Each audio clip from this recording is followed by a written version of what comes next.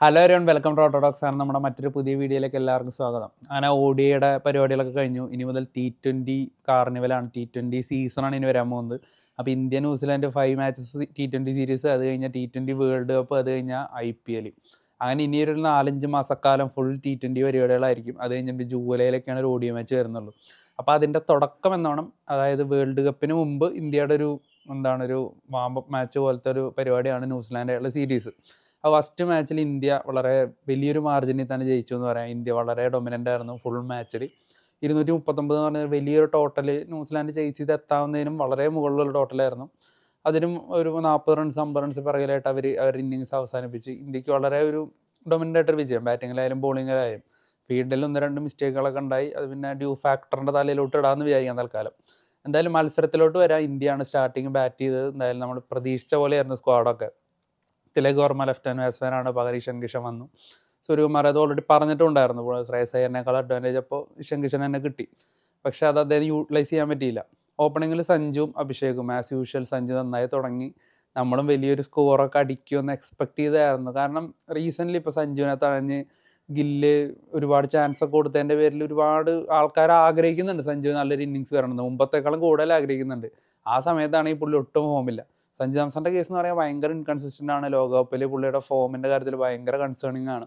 കാരണം 2024 സഞ്ജുവിൻ്റെ സ്റ്റാറ്റ്സിൻ്റെ പകുതിയാണ് സത്യം പറഞ്ഞാൽ 2025 ഇപ്പോൾ ഈ 2026 തുടങ്ങുമ്പോഴൊക്കെ നോക്കുമ്പോൾ നമുക്ക് കാണാൻ സാധിക്കുന്നത്. സ്ട്രൈക്ക് റേറ്റ് എന്ന് പറയുന്നത് 124 റേഞ്ചൊക്കെ ഉള്ളു. ആവറേജ് എന്ന് പറയുന്നത് 20-ന് താഴെയാണ്.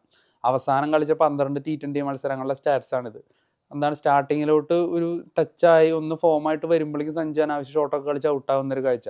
എന്തായാലും സഞ്ജുവിൻ്റെ ഈ ഒരു ഇൻകൺസിസ്റ്റൻസി തന്നെയാണ് ഇപ്പോൾ ഇർഫാൻ പത്താനെ പോലത്തെ ഫോമർ പ്ലെയേഴ്സൊക്കെ എടുത്ത് പറയുന്ന ഒരു കാര്യം. ഒരു മാച്ചിൽ സെഞ്ചുറി അടിച്ചു കഴിഞ്ഞാൽ അടുത്ത 2-3 മാച്ചിൽ സിംഗിൾ ഡിജിറ്റിൽ ഔട്ടാവുക എന്ന് പറയുന്നത് ഒട്ടും നമുക്കങ്ങനെ അക്സെപ്റ്റ് ചെയ്യാൻ പറ്റുന്ന ഒരു കാര്യമല്ല എന്നാണ് പല ആൾക്കാരും പറയുന്നത് തന്നെ. എനിവേ എന്തായാലും സഞ്ജു തന്നെയായിരിക്കും വേൾഡ് കപ്പ് ടീമിൻ്റെ ഓപ്പണറായിട്ട് ഉണ്ടാവുക. പക്ഷേ സഞ്ജു യൂട്ടിലൈസ് ചെയ്യേണ്ടതുണ്ട് ആ ഒരു ചാൻസ്.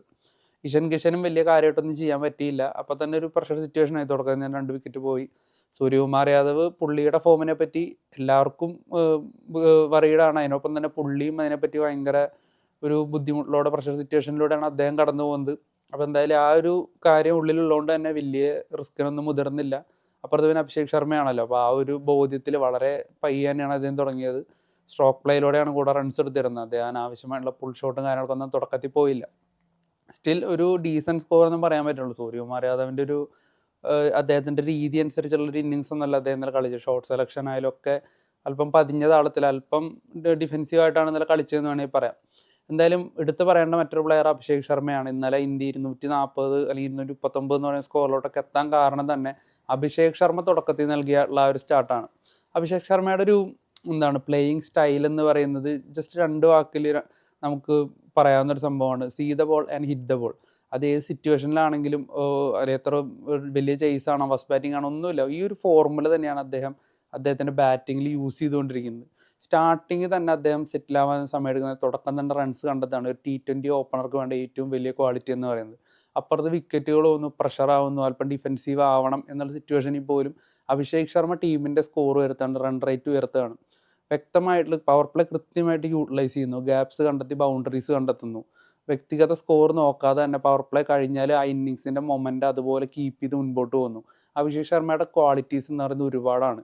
ഒരു T20 ബാറ്റർക്ക് വേണ്ട എല്ലാ ക്വാളിറ്റീസും തികഞ്ഞൊരു ബാറ്റർ തന്നെയാണ് അദ്ദേഹം പോയിക്കൊണ്ടിരിക്കുന്നത്. ഇപ്പോൾ ഇന്ത്യൻ ഇന്നിങ്സ് നോക്കിക്കഴിഞ്ഞാൽ അഭിഷേക് ശർമ്മയുടെ ആ ഒരു 80+, അതും 200-ന് മുകളിൽ സ്ട്രൈക്കറിലേക്കാണ് അദ്ദേഹം കളിക്കുന്നത് എന്ന് കൂടെ ആലോചിക്കണം. അത് കഴിഞ്ഞ് കഴിഞ്ഞാൽ കാര്യമായിട്ടുള്ള സ്കോറൊന്നും ആരും എടുത്തിട്ടുണ്ടായിരുന്നില്ല ഇന്ത്യ ഒരു 200 എത്തുന്നവരെ. സ്റ്റിൽ ഇന്ത്യയുടെ നല്ല റൺ റേറ്റിലും ഇന്ത്യ നല്ല റൺ റേറ്റിൽ കളിച്ചു പോകുന്നതിന് കാരണം തുടക്കത്തിൽ അഭിഷേക് ശർമ്മ നൽകിയ സ്റ്റാർട്ടാണ്.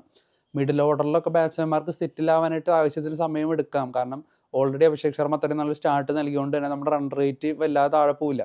അപ്പോൾ അഭിഷേക് ശർമ്മയെ പോലത്തെ ഒരു ഓപ്പണറുള്ള ടീമിന് എന്തുമാത്രം അഡ്വാൻറ്റേജ് ആണെന്ന് ഓർക്കണം. ഇപ്പോൾ ഹാർദിക് പാണ്ഡ്യ പോലത്തെ ഫിനിഷേഴ്സ് വരുന്നു, അവർക്ക് തുടക്കം തന്നെ ആക്രമിച്ച് കളിക്കേണ്ട ആവശ്യം വരുന്നില്ല.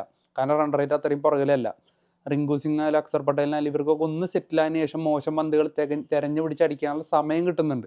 ഇന്നലെ തന്നെ ഇന്ത്യക്ക് ആ ഒരു വലിയ സ്കോറിലോട്ട് എത്താൻ കാരണം അവസാന ഓവറിൽ വന്ന ആ ഒരു മറ്റേ റിങ്കു സിംഗിൻ്റെ ആ ഒരു ഇന്നിങ്സാണ്. അപ്പോൾ അവസാന ഓവറിലോട്ടായപ്പോൾ ന്യൂസിലാൻഡിൽ ബോളിംഗ് ഓപ്ഷൻസ് ഇല്ല. അപ്പോൾ ആ ഓവർ നമ്മൾ നന്നായി യൂട്ടിലൈസ് ചെയ്തു. അപ്പോൾ അതിനൊക്കെ കാരണം എന്ന് പറയുന്നത് തുടക്കത്തിൽ നൽകുന്ന ഈ ഒരു സ്റ്റാർട്ടാണ്. അപ്പോൾ എങ്ങാനും ആ സ്റ്റാർട്ട് ഇല്ലാതെ പോയി കഴിഞ്ഞാൽ ഇന്ത്യ അത്യാവശ്യം സ്ട്രഗിൾ ചെയ്യുന്നുള്ളത് വേറൊരു വശമാണ്. അതിനെപ്പറ്റി നമുക്ക് ഇപ്പോൾ തിലക് വർമ്മയെ കൂടി ഇല്ലെങ്കിൽ വൻ രീതിയിൽ സ്ട്രഗിൾ ചെയ്യും, അത് വേറെ കാര്യം. അപ്പോൾ എന്തായാലും ഇത്രയും നല്ലൊരു ബാറ്റിംഗ് ഡിപ്പാർട്ട്മെന്റ് നിലവിൽ ഇന്ത്യക്കുണ്ട്. ഇപ്പോൾ ശിവൻ ദൂബെ പോലെ, അക്സർ പട്ടേലിനെ പോലെ, ഹർദിക് പാണ്ഡ്യയെ പോലത്തെ ഓൾറൗണ്ടേഴ്സ് ഉള്ളതും ടീമിന് നല്ല ഗുണകരമാണ്. നമുക്കൊരു ബോളറുടെ പകരം ഒരു ഓൾറൗണ്ടർ ഉള്ളത് ബാറ്റിങ്ങിന് കുറച്ചുകൂടി സ്ട്രെങ്ത് തരും. പിന്നെ ഇത്രയും വലിയൊരു സ്കോർ ചേസ് തീർക്കാൻ പാകത്തുള്ള ടീമൊന്നും ഇല്ല ന്യൂസിലാൻഡ്. അവർ നല്ല ഒരു പവർ ഹിറ്റർ പറയാൻ പോലും ഒരാളും ഇല്ല. കൂടുതൽ ഓടി പ്ലേയേഴ്സാണ്, സ്ട്രോക്ക് പ്ലേയേഴ്സാണ്. അവർക്ക് അത്രയും വലിയൊരു സ്കോറിലോട്ട് എത്തില്ല എന്ന് ഉറപ്പായിരുന്നു. പക്ഷേ ഗ്ലെൻ ഫിലിപ്സിൻ്റെ ഇന്നിങ്സ് അല്പം അൺഎക്സ്പെക്റ്റഡ് ആയിരുന്നു. അദ്ദേഹം നല്ല രീതിയിൽ കളിച്ചു. അതുപോലെ തന്നെ ഇന്നലെ ഇന്ത്യ കുറേ ബോളിംഗ് ഓപ്ഷൻസ് ട്രൈ ചെയ്യേണ്ടായി. ഇപ്പോൾ ബുംറയൊന്നും ഓവർ കോട്ട കംപ്ലീറ്റ് ചെയ്തിട്ടുണ്ടായിരുന്നില്ല. അർഷദീപ് അതുപോലെ തന്നെ വരുൺ ചക്രവർത്തി മാത്രമാണ് അവർ ആ 4 ഓവർ കംപ്ലീറ്റ് ചെയ്തത്. എല്ലാവരും അത്യാവശ്യം നല്ല രീതിയിൽ തന്നെ എറിഞ്ഞത്. ഫീൽഡിങ്ങിലാണ് ഒരുപാട് മിസ്റ്റേക്സ് വന്നത്. റിങ്കു ഒരു ക്യാച്ച് ഡ്രോപ്പ് ചെയ്തു. അതുപോലെ തന്നെ വളരെ സിമ്പിളായിട്ടുള്ളൊരു ക്യാച്ച് ഇഷാൻ കിഷൻ ഡ്രോപ്പ് ചെയ്യുന്നു. പിന്നെ സഞ്ജുവിൻ്റെ ഒരു സിമ്പിൾ റൺ ഔട്ട് ചാൻസ് മിസ്സാവുന്നു. അപ്പോൾ അതൊക്കെ ഇനിയിപ്പോൾ സെക്കൻഡ് ഇന്നിങ്സ് ആണ്, ഡ്യൂ ഫാക്ടർ ഉണ്ട് എന്നൊക്കെ പറയാമെങ്കിൽ പോലും അതൊന്നും ഒരു റീസണബിൾ ആയിട്ടൊരു സംഭവമല്ല. എന്നാലും സഞ്ജുവിന് തന്നെ മൊത്തത്തിൽ ഒരു മോശം ദിവസമായിരുന്നു. തുടക്കത്തിൽ അർഷദീപിൻ്റെ ഓവറിലൊരു ക്യാച്ച് ഡിയോൺ കോൺവേ പുറത്തേക്ക് ഒരു ക്യാച്ച് ഒഴിച്ച് കഴിഞ്ഞാൽ പ്രത്യേകിച്ച് ഒന്നും ഇന്നലെ അദ്ദേഹത്തിന് ഓർമ്മിക്കാൻ പാകത്തിനൊന്നും ഉണ്ടായിട്ടില്ല. എന്തായാലും അടുത്ത മാച്ചിൽ അദ്ദേഹം നല്ല ഇന്നിങ്സ് കളിച്ചേ പറ്റൂ, അല്ലെങ്കിൽ വീണ്ടും ചോദ്യങ്ങൾ ഉയരും. കാരണം ശുഭ്മാൻ ഗില്ലിനെ മാറ്റിയിട്ടാണ് സഞ്ജുവിനെ കൊണ്ടുവന്നേക്കുന്നത്. അപ്പോൾ ശുഭ്മാൻ ഗിൽ എന്ന് പറയുന്നത് ഇന്ത്യയുടെ ക്യാപ്റ്റനാണ്. അപ്പോൾ ഇന്ത്യയുടെ ക്യാപ്റ്റനെ ഒരു ഫോർമാറ്റിൽ നിന്ന് മാറ്റി അവിടെ സഞ്ജു കളിക്കുമ്പോൾ സഞ്ജു പെർഫോം ചെയ്തേ പറ്റൂ. അല്ലെങ്കിൽ അറിയാമല്ലോ, 4 ഭാഗത്തുനിന്ന് ചോദ്യങ്ങളുണ്ടാവും, മീഡിയ അറ്റൻഷൻ നല്ല രീതിയിൽ കിട്ടും.